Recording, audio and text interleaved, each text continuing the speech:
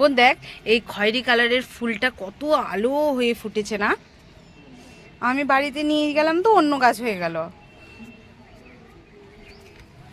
এই গাছ এই ফুলটা সবচেয়ে ভালো, এই চন্দ্রমল্লিকা ফুলটা এত অপরূপ সুন্দর না, ফুলগুলো এমনিতেই দেখতে সুন্দর। এই ধারে একটা বোথার শাক বেরিয়েছে। বোতার শাক কে নেবে? এইতে লাগবে না, সেই শীতল ষষ্ঠীটাই কলাই সিদ্ধতে। তাহলে রেখে দিলাম, ওটা উঠাবো না। খেতে কাজ নাই কতদিন আগে। দেখো কত আগাছা হয়েছিল, দেখো এক গুচ্ছের আগাছা। গাছগুলোর জোরগুলো কমে আছে আগাছার জন্য।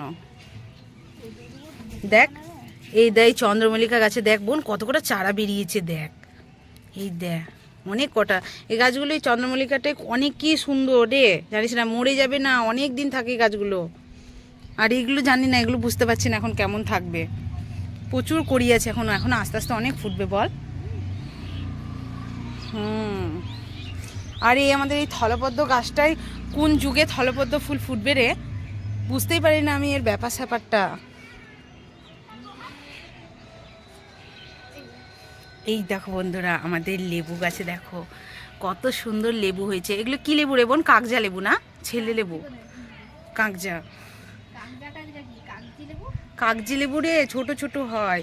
এটা সেই কাগজা বলে না, বড় বড় জাতের ওইগুলো। পেকে গেছে, তুলে নিস। দেখো এদিকে আবার দুটো টমেটো গাছ হয়েছে।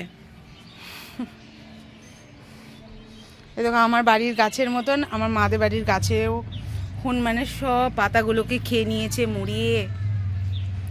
আমার বাড়িরও গোলাপ গাছেরগুলো সব খেয়ে নিয়েছে মুড়িয়ে। কি অবস্থা করেছে চারিদিকটা।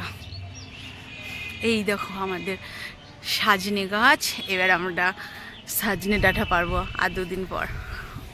এখন আর কিছুদিন লাগবে সময়, কেবলই করিয়ে এসেছে গাছে।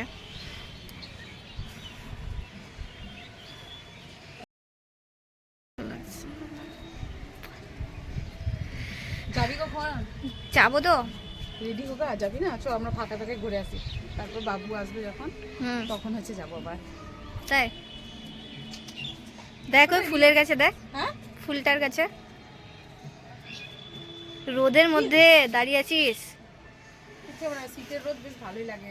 বলিস না বোন রোদের কথা, কদিন ধরে রোদ উঠেনি বলে যে কষ্ট হচ্ছিল না, বাপরে এখন তো রোদ উঠে গেছে। অনুভব করি আমরা রোদ নিয়ে ভিটামিন ডি সংগ্রহ করবো এখন রোদে।